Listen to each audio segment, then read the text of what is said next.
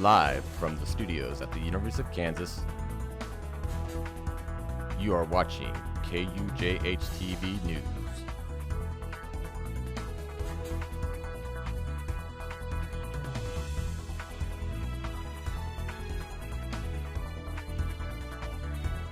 Thousands gather outside a fraternity to protest a reported sexual assault. Community members protest for a COVID-19 vaccine mandate. And how two local firefighters reacted to the 9/11 attacks on the 20th anniversary. All this and more coming up on KUJH. Welcome to KUJH News. I'm Emily Johnson. And I'm Keegan Hewitt. Over the weekend, reports of a sexual assault at the Phi Kappa Psi fraternity at KU sparked protests pushing for justice. KUJH reporter Ryan Butler has a story. Shouts of "no means no, lock him up," and Phi Psi has got to go rang loud and clear from the front of the Phi Kappa Psi fraternity house Monday and Tuesday night. Thousands of protesters showed up in a rally against rape after an alleged sexual assault happened over the weekend.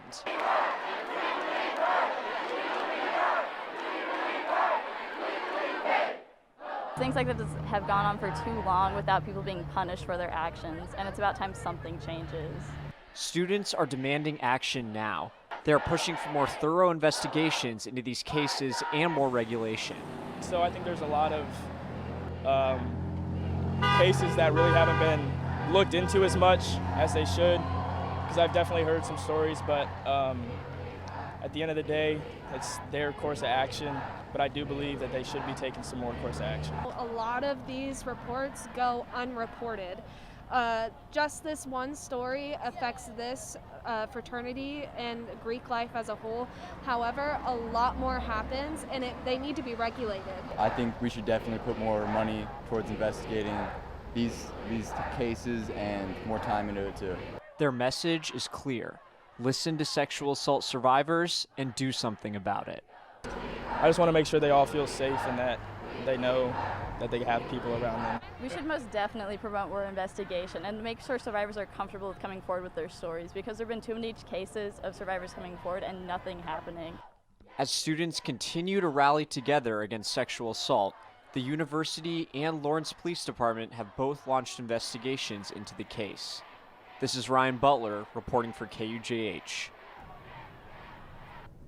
The fraternity released a statement on Monday saying that they are aware of the situation and are in full cooperation with the law.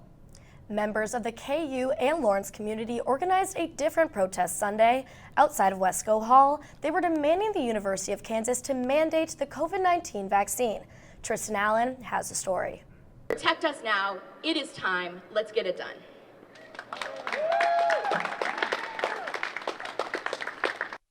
Over 30 people showed up with their masks on to the Vaccinate KU protest on Sunday, where the coalition discussed its demands for the University of Kansas regarding safety precautions on campus against COVID-19. As well as stronger precautions such as masking and social distancing, Vaccinate KU wants a campus-wide mandate for the COVID-19 vaccine and more flexibility for remote learning in light of the continuing pandemic. While the University of Kansas does have an indoor mask mandate, protest organizer and KU student Sophie Kunin says other schools in the area are doing more. After researching what actions surrounding schools were taking, I realized KU did only what they needed to do to redeem themselves in the eyes of the media. Members of the Lawrence and KU community came out in support of a university-wide vaccine mandate. Beyond the people who work here or who go here, we also have to take some responsibility for vulnerable people in town. Some people even cross state lines to show support for a vaccine mandate. I mean, even though I'm not a KU student, the decisions made at this campus could affect my campus, hopefully, and require everybody to get vaccinated. Kunin says the protest succeeded in raising awareness. The greater Lawrence community and KU community are aware of the problem that holds at KU. I'm Tristan Allen, reporting for KUJH News. The university did not return a request for comment. However, a KU spokesperson gave a comment in August to the Lawrence Journal World, saying that while KU would consider a vaccine mandate, the state law currently prohibits it. The Kansas Department of Health and Environment released their new numbers on vaccinated Kansans. Just over half of the Kansas population has received at least one dose, while 45% of the Kansans are fully vaccinated. Just over 15,000 people in Kansas have received a third dose of the vaccine, nearly 3,000 of them within the past week. The third dose is only approved for those who are immunocompromised. If you want to learn more about getting vaccinated, visit kansasvaccine.gov. Saturday marked the 20th anniversary of the 9/11 terrorist attacks that claimed the lives of over 2,900 people, including 343 firefighters. KUJH reporter Madison Osberger Lowe was able to capture the points of view from the local firefighters. After the break, we'll show how freshmen are dealing with the mask mandates inside the dorms. And the study abroad program is finally back. How have things changed, though? Stay back with us to find out. From adversity, we rose. We made history and became pioneers, voyagers, champions, Jayhawks. And when our chant rises, haunting and hallowed, Jayhawks are telling the world what's near. Victory. Welcome back. Last week, a fatal shooting took place on Kentucky Street. I personally had the chance to investigate what exactly occurred and how nearby residents feel. A fatal shooting took place last Wednesday, just 2 blocks east of campus on the intersection of 1500 and Kentucky. The suspect and motive are still unknown. Police were contacted around 7:15 p.m. in response to a possible shooting. Christian Willis, a 21-year-old man from Wichita, was located on the scene. First responders requested an air ambulance, but later canceled it when Willis was pronounced dead on the scene. Officers have yet to find the suspect and are searching for a maroon Pontiac G6 with damage to its front bumper. The suspect was last seen at the intersection of 23rd and Tennessee Street at approximately 8:15 p.m. A nearby resident heard the shooting take place. I heard the gunshots from my room, but I did not think they were gunshots. I thought they were fireworks because I wasn't expecting that to happen here in Lawrence. So yeah, I heard about like 9 to 10 gunshots.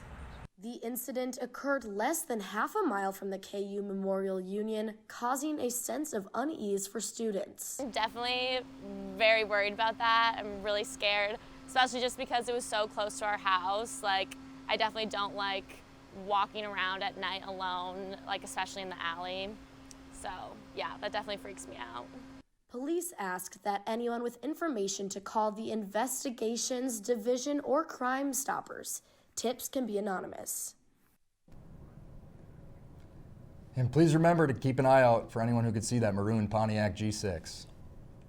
A new community space for transgender students has opened on campus. Sarah McDowell has more. The Center for Sexuality and Gender Diversity opened the Trans Closet last Friday, September 10th. So the Trans Closet is a gender-affirming community space in which folks can come and get clothes, they can get materials, they can get different clothes, items like jewelry, accessories, shoes, safer sex products, right? Lots of different pieces to make folks feel safer on campus and to be able to really live the way that they want to live while they're here. The Trans Closet provides a sense of security to those who are exploring their gender identity. They might not feel comfortable or might not have the funds to go out and go purchase those things in public, right? So think about shopping in a Target. You have to go walk through the aisles, you have to go try things on, and that can be a really outing process, right? Especially in the beginning. I think it'll send a pretty huge signal that they're affirmed here and that there's a space that they can be in, whether it be when they're on campus or just generally that they have people that care about them and that they can come here to not just get like shoes, makeup, and stuff like that, but also any services they need within the center, like affirming healthcare and just mentors that can help them with academics and stuff. So it's more than just a closet, it's a way of building community around a group that needs it. This is Sarah McDonough reporting for KUJH-TV. The Trans Closet can be found on the 4th floor of the Kansas Union at the Center for Sexuality and Gender Diversity. From creating a safe space on campus to keeping the freshmen safe in the dorms, I had the chance to sit down with some students on Daisy Hill and understand how these mandates have been impacting their first couple weeks on campus. Students living in dorms at the University of Kansas this year are required to follow COVID-19 protocols. This decision made by student housing is one many freshmen can agree on can be annoying at times, but is very important for the health and safety for their peers around them. It's like a peace of mind thing. Like, I've been getting out and about, but whenever I'm inside somewhere, especially classes or in the dorm, it's just way for it's easier to wear to keep others safe, to keep yourself safe. Although guidelines have changed from the past year, masks are still required to be worn at all times unless they are in their own room. If anyone in the dorms does have symptoms or test positive for COVID, isolation rooms in Ellsworth Hall have been set aside for them. It really is going smoothly. Students definitely understand the need to protect each other, even though it's annoying to have to mask up, but coming back into our close quarters, definitely it was something we knew we needed to do, and then the whole campus is doing it now as well, just to help protect each other. Housing Director Sarah Waters also noted some of the success to having more information about the virus this year, as well as on average 80% of students living in the dorms are vaccinated. She says this, alongside the effort being done by the students to follow the rules and stay masked inside, has continued the success and process of moving forward and getting students back into the classrooms. With KU finally getting students back in the classroom, they're also focused on getting students out into the real world. KUJH reporter Dre Bradley has more on the study abroad program finally coming back after the pandemic forced a shutdown. The study abroad program is back at KU this semester despite an ongoing pandemic. I talked to Dave Bonnell, owner of Lawrence Travel Company and former KU student, about students studying abroad during an ongoing pandemic and the future of study abroad for students. It's a managed risk. It's a risk versus reward situation because if you have those students that may never be able to travel again in the study abroad setting, then it's probably worth it to them to take the risk, provided that they're vaccinated and that they're doing what they need to minimize the risk, wearing masks and things like that. I think that in general, coronavirus is never going to go away, and so we're going to have to learn to deal with it, and we're going to have to learn to travel with it, and I think the longer it goes on, the less of a factor it'll be. Bonnell says that despite COVID-19 guidelines having an effect on travel around the world, following health and safety protocols is nothing new. Honestly, vaccinations and shots and inoculations and things like that have really been a part of travel already, even before coronavirus. I mean, if you go to Africa, you have to have a yellow fever shot. Or a malaria shot or something like that. So those things really aren't any different for travelers. Bonnell, who graduated from KU in 2008, is in full support of the university's decision to keep going with their study abroad program. And so I do support study abroad, for sure, going forward. I think that it's important. I think that travel can teach a lot of people a lot of things. This is Dre Bradley reporting for KUJHNews. Back to you, Keegan and Emily. Well, when you come back after the break, we will have our weather reporter finally giving us an update on this week. For now, stay tuned. You may not hear it at first, but it's there. Our chant, rising.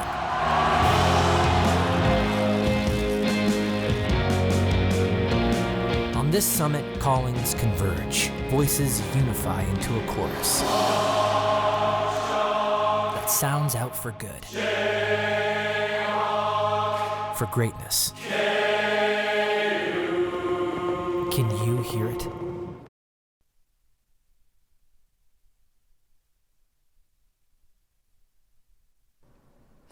Welcome back. My name is Hannah Wahai here with your weather forecast for this evening. A couple of the headlines going to be talking about today. We've got very comfortable weather in the forecast for today. Lots of sunshine for this week, and unfortunately we're going to see hot weather make its return for this weekend. But let's focus on the temperatures for today, as we're only going to be at a high of 80 degrees with beautiful weather, clearing skies, and at that low dry dew point at 62 degrees and very calm winds from the east. And tonight looks to be just as comfortable and cool on the more more on the cooler side with temperatures bottoming out at about 64 degrees, and that dew point still more on the drier side at 64 degrees. And we'll see that southwest winds continue to be more on the calm side for tonight. And tomorrow looks to be just as great. Temperatures only reaching at about 85 degrees. Overall, very mild. Plenty of sunshine to work with tomorrow. Definitely want to get out and about and enjoy the day for tomorrow. Dew points are still going to be on the drier side, so no need to worry about any of that humidity, and winds from the south at 5 to 10 miles per hour. And the rest of this week looks just to be full, as I mentioned, for lots of sunshine, and we'll finally see those temperatures by Friday get up into the upper 80s, and we'll finally reach into the 90s by Sunday. And then going into the first half of the week, we'll still be at 89 degrees, and then we're seeing a cold front eventually going to push through Tuesday, hoping to drop our temperatures down at least to 79 degrees, but we'll keep an eye on that. The cold front may bring a few isolated showers and thunderstorms, but that's still a week away. But for right now, it's something to keep in mind as we go into next week. That is all I have for this weather forecast. Stay tuned for more KUJH News.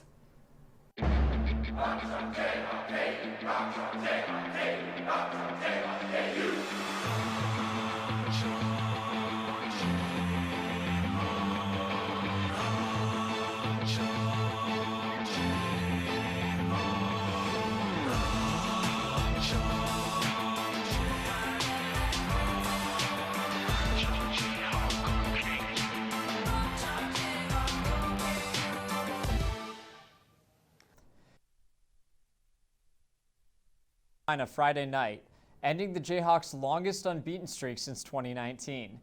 KU kept the game close at 28-22 in the third quarter before fading down the stretch, ultimately losing 49-22 against the Chanticleers. The Jayhawks look to rebound this Saturday back home at David Booth Memorial Stadium against the Baylor Bears. The game is at 2:30. KU volleyball hosted Delaware, Wichita State, and Kent State at Horsch Family Volleyball Arena for the Kansas Invitational Thursday through Saturday. The Jayhawks beat all three teams 3-0, never dropping a set. Their next series of matches is the Jayhawk Classic, another home tournament starting Thursday. They'll take on Kansas City, Missouri State, and Albany. Big 12 play starts September 24th at Texas Tech. KU men's golf had a big week too, tying Notre Dame for the team win at the Gopher Invitational at Windsong Farm Golf Club in Minnesota. Sophomore Luke Kluver took home the individual honors, shooting 10 under par in 3 rounds. The Kansas women's soccer team beat Cincinnati 4-1 at home last Thursday before losing to Washington State 3-0 at home. Coming up this week, the Jayhawks take a trip to the Northeast to play Ivy League schools Dartmouth and Harvard. Boot camp for KU men's basketball started on Monday, and today was the first day for media availability. Ochai Agbaji discussed his decision to come back to KU after the NBA draft and how the NBA workouts prepared him for the upcoming season. I decided 3 or 4 days before like the deadline. I was working out for the Raptors, and I was out in Tampa, and I kind of just made my decision there, talked to my parents, talked to my friends, my family, so.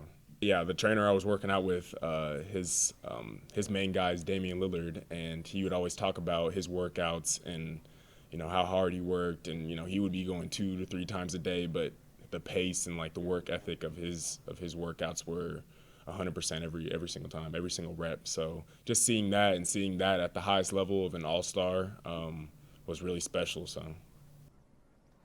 now over to Camden for an NFL Week 1 update. Thanks, Ryan. The NFL is back, and Week 1's games have been off to an exciting start. The Kansas City Chiefs beat the Cleveland Browns 33-29 on Sunday evening. Patrick Mahomes completed 27 of 36 passes for a total of 337 yards. Mahomes now has the most passing yards out of any other quarterback in their first 50 games in NFL history. The AFC West is warming up to be the most competitive division in the league, with the Raiders, the Broncos, and the Chargers all winning this past weekend.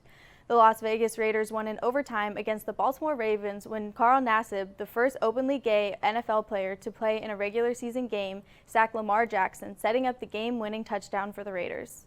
Maya Chaka also made history this weekend by being the first black woman to officiate an NFL game. This historic moment to me is an honor, and it's a privilege that I've been chosen to represent women and women of color in the most popular sport in America.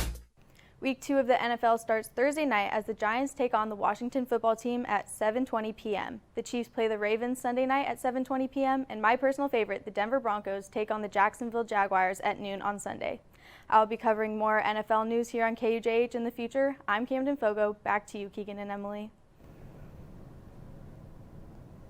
Thanks, Camden. Appreciate that. It was quite an exciting weekend for football as NFC North fans. I hate to see the Packers go down the way they did. Yeah, well, I hate to see the Vikings actually go into overtime for once, and I was glad to see the Packers not play as well, for sure. It was definitely something new seeing the rest of the NFC North get into some closer games and then have the Packers just get beat down that bad. But I give it to the Saints. And a huge game out of the Chiefs coming back to get that done. That was awesome. Exactly. It'll be fun to catch up and see what happens with the Packers and the Vikings, between especially us two, for the rest of the season. For sure. We'll catch you guys right after the break. Stay tuned.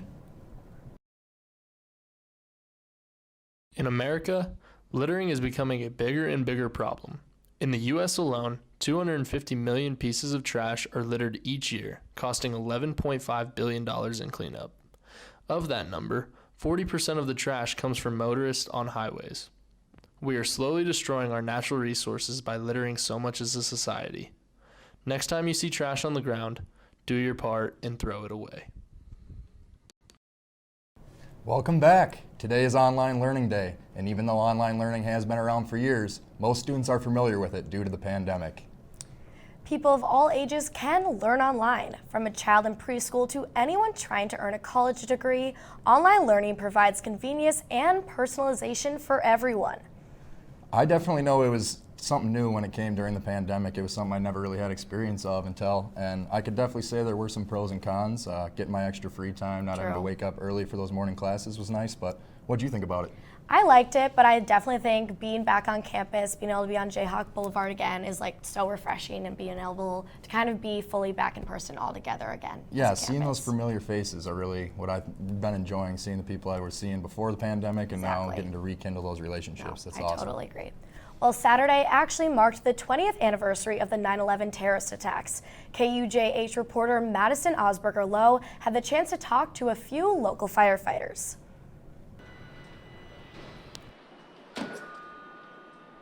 Today is a quiet day at Fire Station 4 in Lawrence, Kansas.